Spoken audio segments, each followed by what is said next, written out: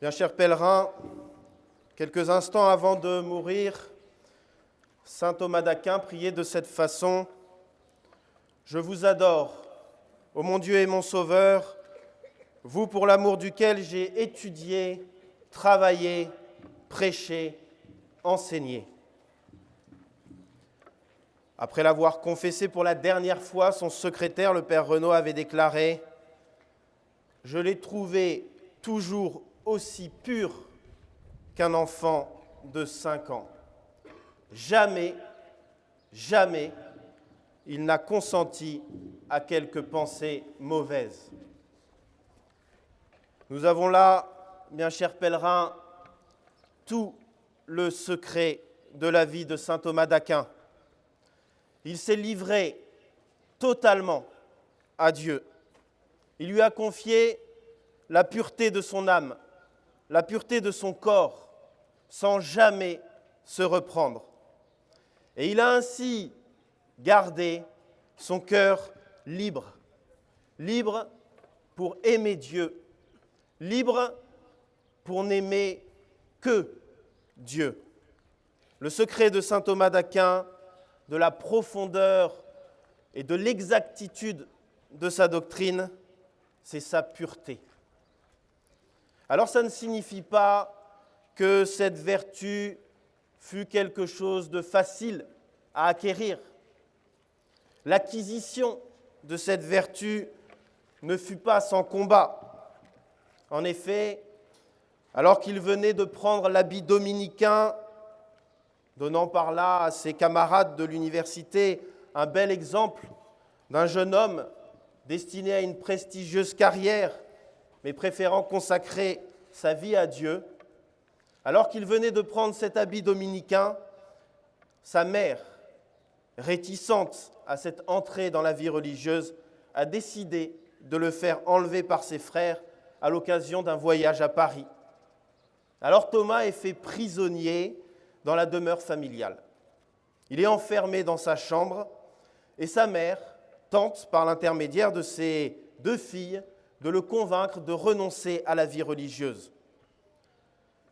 Les 2 sœurs vont se présenter à leur frère et Thomas va réfuter si bien les objections de ces 2 sœurs que l'une d'entre elles va décider de se consacrer, elle aussi, à la vie religieuse.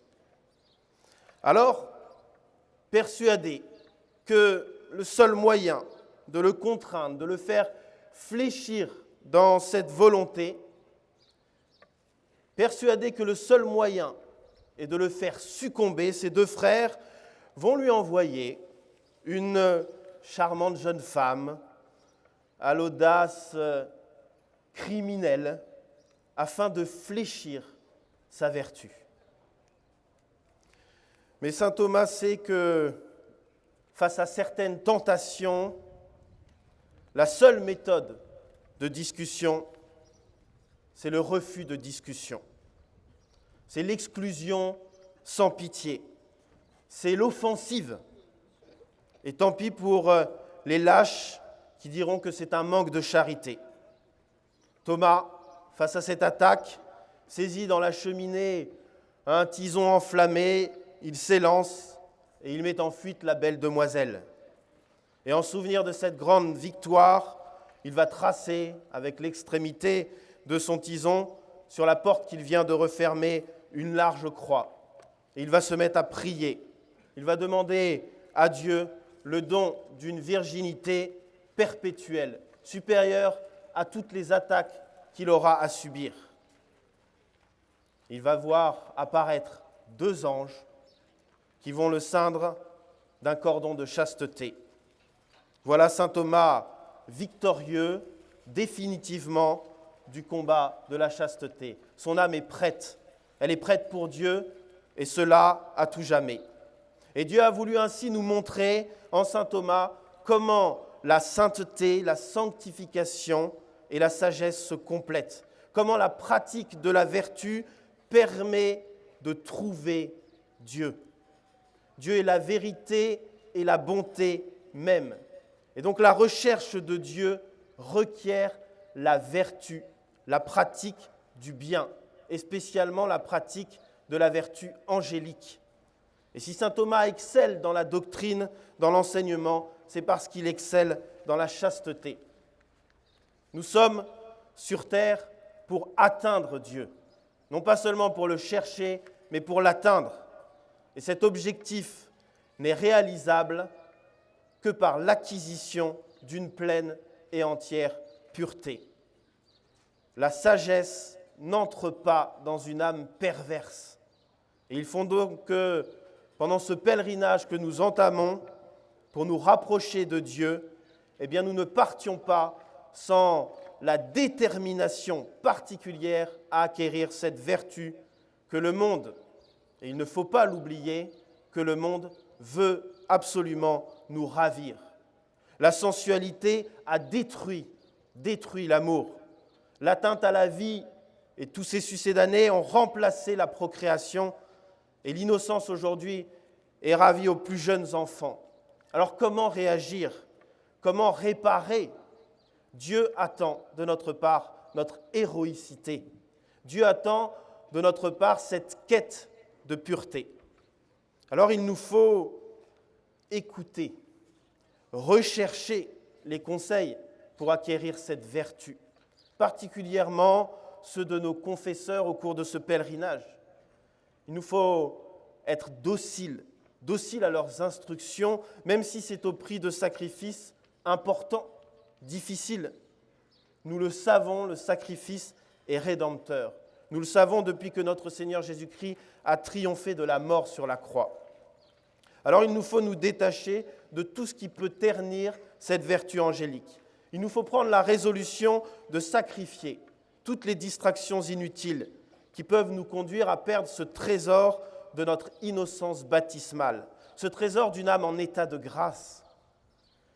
Et si, par la grâce de Dieu, cette vertu nous était acquise, eh bien sachons nous sacrifier de la même façon afin de mériter pour nos enfants cette vertu de plus en plus miraculeuse aujourd'hui.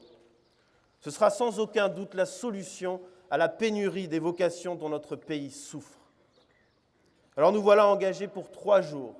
Nous voilà engagés un peu plus détachés du monde. Nous voilà engagés en revivant, partiellement c'est vrai, mais en revivant quand même cette parcimonie de la crèche, loin de nombreux biens matériels qui prennent souvent une part, parfois légitime, dans notre vie. Alors il faut profiter de ce temps béni du pèlerinage pour entreprendre cette quête de pureté pour nous et pour nos enfants, par des résolutions généreuses qui nous détachent des distractions de ce monde païen. La France est en train de mourir et elle a besoin d'âmes saintes, elle a besoin d'âmes fortes, elle a besoin d'âmes pures pour que Dieu y établisse son règne. Alors il est hors de question de désespérer. Il est hors de question de se décourager. Le désespoir n'est pas chrétien. Et tant que le cœur de ceux qui gardent la vraie foi est à Dieu, alors il est toutes les raisons d'espérer. Vous le savez sans doute, lorsque les Anglais pensaient avoir fait disparaître toute trace de Sainte Jeanne d'Arc en la laissant se consumer dans le feu du bûcher auquel elle était condamnée. Le bourreau, à la fin du supplice, s'est approché en vérifiant que l'œuvre était achevée. Il a remué pour cela les cendres et il découvre, épouvanté, le cœur de notre libératrice, ce cœur toujours vivant, palpitant.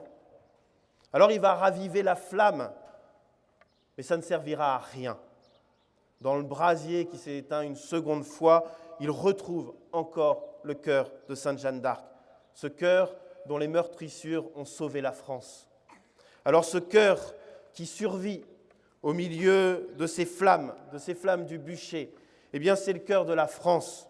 C'est le cœur de la France dans l'incendie de toutes ces passions qui sont totalement déchaînées aujourd'hui et qui témoignent qu'on pourra accumuler beaucoup d'attaques beaucoup de sacrilèges pour essayer de l'atteindre, mais jamais, jamais on ne détruira ce cœur. Jamais Dieu ne laissera les cœurs purs sans un véritable secours.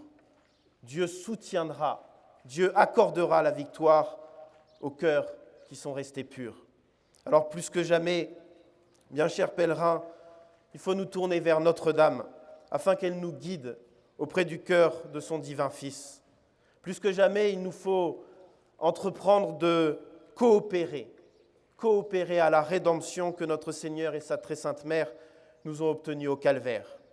Il faut laisser agir dans nos âmes la grâce divine par une vie plus pure, par une vie plus sainte. Au nom du Père et du Fils et du Saint-Esprit, ainsi soit-il.